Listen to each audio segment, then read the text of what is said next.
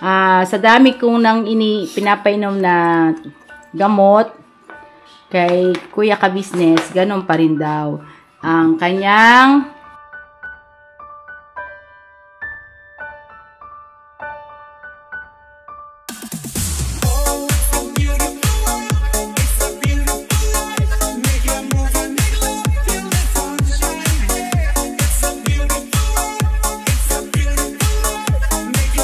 Hey po mga ka-business, good evening po sa ating lahat. Gagawa po ako ng calamansi juice para po kay Kuya Ka-Business. Kasi po, siya po ay may sipon. Ayun si Ate Vera, mga ka-business, mga ka-Mars. Hello po, mga ka-Mars, mga ka-business. Yes. Kasi may nakita ako sa YouTube. Wala po kasi kaming mabiling Ate Bears, yung dalandan po. Dalandan. So, ngayon, naisipan po namin ay gumawa na lang ng nagpabili ako ng kalamansi. Ito. Yan. Itong kalamansi na ito ay hinugasan ko muna po, mga kamars. So, pipigain natin siya. Tatanggalin natin yung buto. Kalamansi na ito, siguro ilan to? Dalawa nilapig ako. 3, 4, 5, 6, 7, 8, 9, 10. Nahugasan ko na po ito at nahugasan ko na rin po yung aking mga kamay. 10, 11, 12, 13, 14, 15, 16, 17, 18, 19, 20. 2, 4, 6, 8. Ayun, nasa 30 po siya. 30 pieces. Yan, lalagyan natin ulit yan dyan. Tapos, hugas na po yan mga Mars. Tapos, sasalain natin. Tapos, syempre, meron pong biniling honey si Papa Diens. Ito po ang mga ka-business. Mga Mars. Ang pangalan po ng honey na yan ay ayan. Finest Honey Pure. Yan. Yan po ilalagay natin dito sa calamansi juice. Kasi po, sa dami kong nang pinapainom na gamot kay Kuya Ka-Business, ganun pa rin daw ang kanyang sipon at sobrang sakit sa ulo po nung sipon na yan. Sobra. Kasi nung nakaraan ako din po ganun ang aking karamdaman na sobrang hirap niyang tanggalin ang sipon. Sobrang sakit sa ulo. Parang binibiyak yung ulo natin, mga Mars. Kahit anong inom na antibiotic, ano siya, andun pa rin yung sipon. Kaya naisipan ko, ito na lang ang gamot namin. Ay, calamansi juice na may honey. Uso po kasi ngayon ng tea. Oo, kasi init, tapos yung bang matutuyuan ka ng pawis. Opo.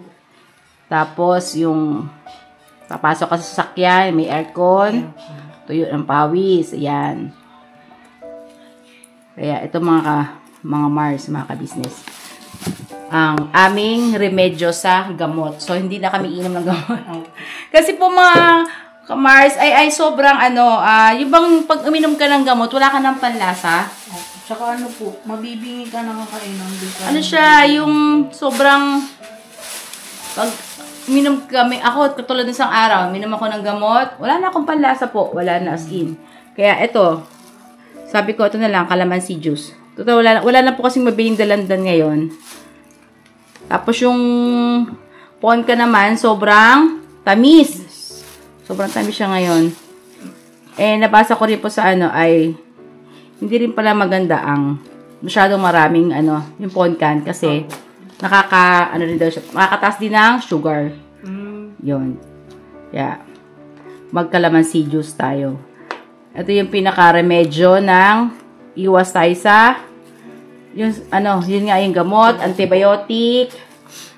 Maganda rin may gamot, oo, syempre. Pero luan din natin ng sabayan. Oo, ganito, herbal. Herbal ba to? Di, mas mas effective yung ganitong ang pag-inom ng calamansi. Yan. Try nyo rin po sa mga merong sipon. The best. Opo. Itong pure honey and with calamansi. Tapos, yun ang iinumin.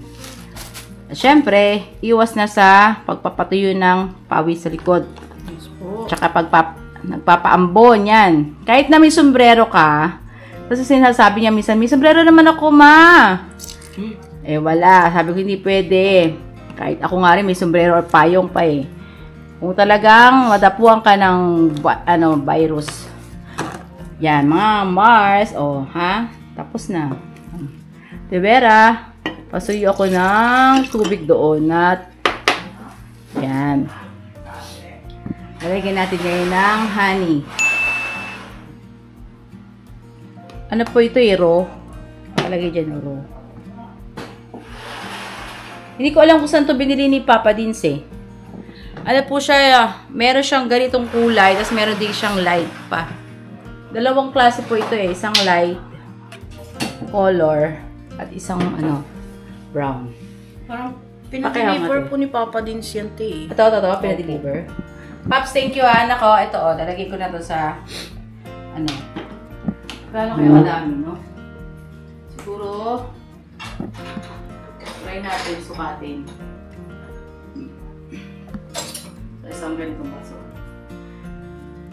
Pati itong pitchel na to, ilang litro ba to, te? 1.5 po ata. Ah? 1.5 yan, te. 1.5. Tapos ito, lagyan natin ng honey. Sukatin natin yung niya. Siguro mga 1/4. 1/4 lang po. 1/2. Ayan po.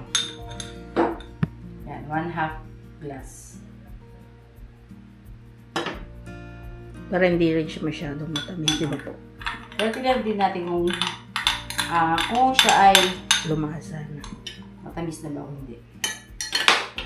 Bago natin lagyan ng tubig, i-mix na natin ng ganyan. Para hindi siya mahirap tulogin. Mas okay ito kasi yung ka nag-inom ng gamot. Opo. Kasi ako wala na rin palasa eh, sa sipon. Opo.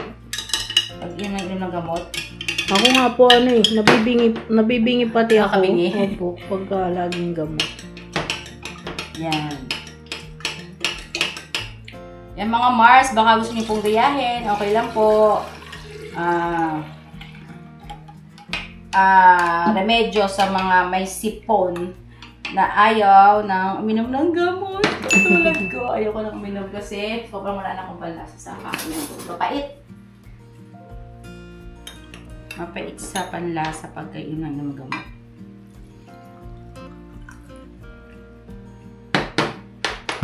At least ito, yung vitamin C. Opo. Yan.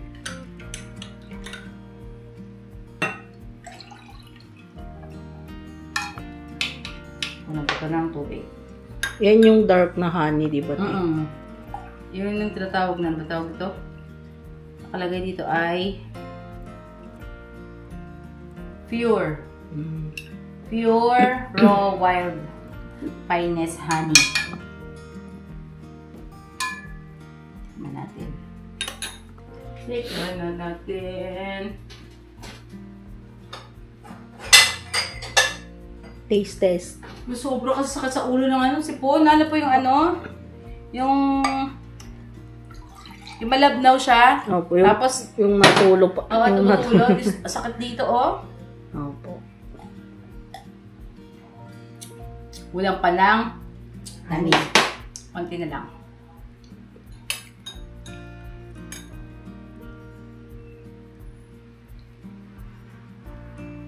Yan kanina ay half. Opo. Siguro 3/4.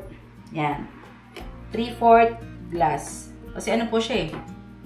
Hindi siya yung honey na yung yung matamis. Opo. Raw nga. Kaya nakalagay rote. Pure nakalagay, pure. Raw. Ano kaya, Darrell? Anong ganito, Darrell, ha? Disipon ka ba, da? Wala naman po. Wala. Pero yan ba yung pinaka-effective way, tita? Oo na. Para mga business. Ito ang pinaka-effective na kesa iinom tayo ng gamot. Mas okay to vitamin C na may calamansi at saka yung honey. Ano na yung parang pampatamis yan? Yes. Pambalansa yan, no, tita? Pure honey. Ito pwede rin maglagay kung sakali yung asukal, ta? Pwede rin asukal. Kaya parang hindi na siya healthy, no, tita? Akto pala yun eh. Yan. Di ba, pinaghanap ko rin po siya kanina ng ng dalagdan. Wala daw. Sabi dito, wala talaga. Inalugod ko na yung buong palengke, wala po talaga mga business. Tapos, si La Junjun din, tsaka si Bai, pinaghanap ko rin. Wala din po. Wala din. Ang sarap. Hindi ko nga po agad nabasa yung chat natin Junjun.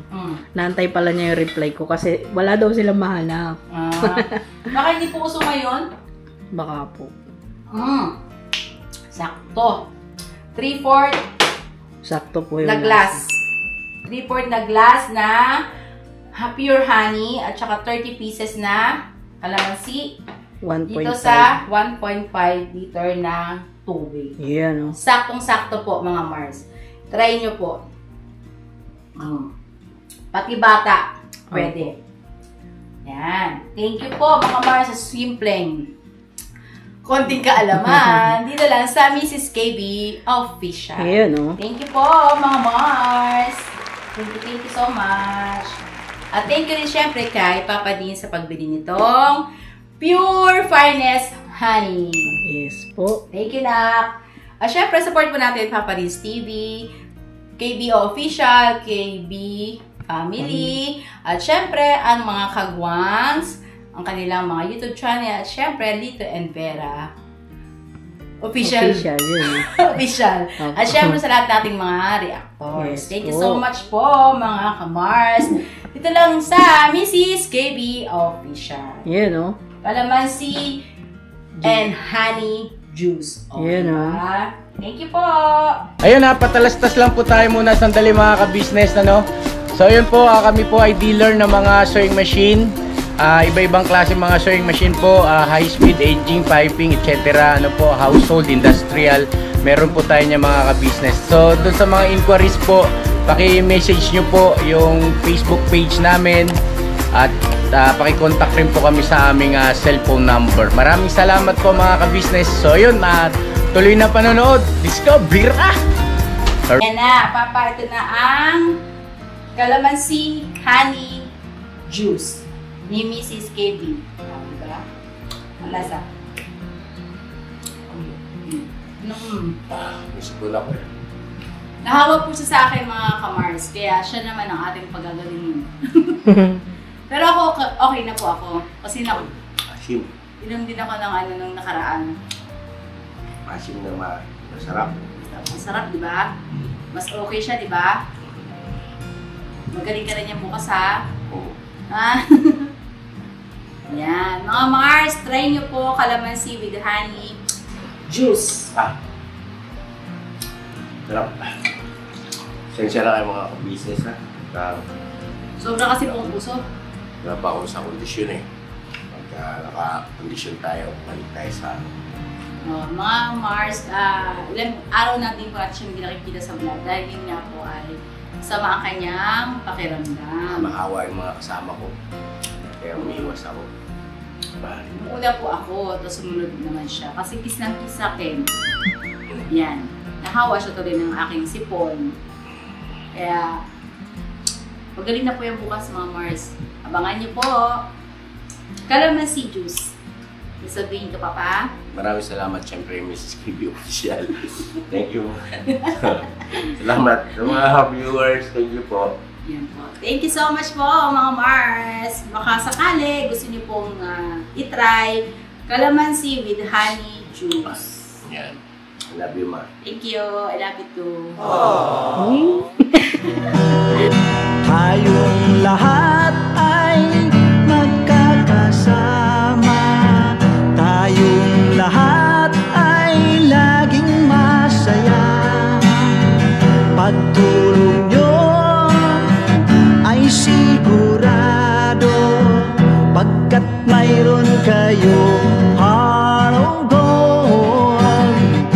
Mahal na mahal namin kayo. Pinuno kang my heart of gold, mahal namin kayo. Mahal namin kayo. Minahal kayo ng mga tao kahit sang panig nitong mundo, pagkat mayroon kayong heart of gold. Mahal namin kayo. Mahal namin kayo. Keep it for a heart of gold. Mahal namin kayo. Pinuno kang my heart of gold, pagkat mayroon kayo heart of gold. Mahal namin kayo. Mahal namin kayo. Keep it for a heart of gold. Mahal namin kayo. Pinuno kang my heart of gold. Mahal namin kayo. Ang dami mong natutulungan, hindi ka nag-aalinlangan. Pamilya at pangkabuhayan, tunay kang ang maaasahan.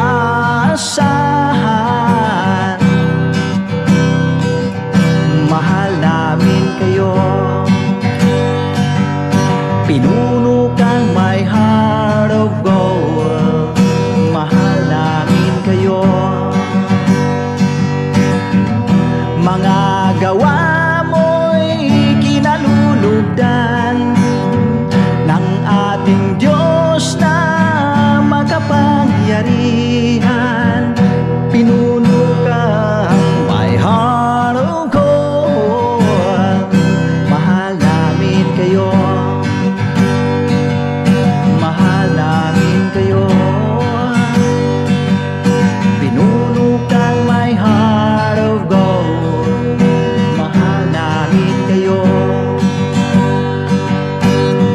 Minahal kayo ng mga tao kahit sang panig nitong mundo, pagkat mayroon kayong heart of gold. Mahal namin kayo. Mahal namin kayo. Keep it for a heart of gold. Mahal namin kayo. Pinuno kang my heart of gold. Dinadhana ka kay Marigold, pagkat mayroon kayong heart of gold. Mahal namin kayo. Mahal namin kayo.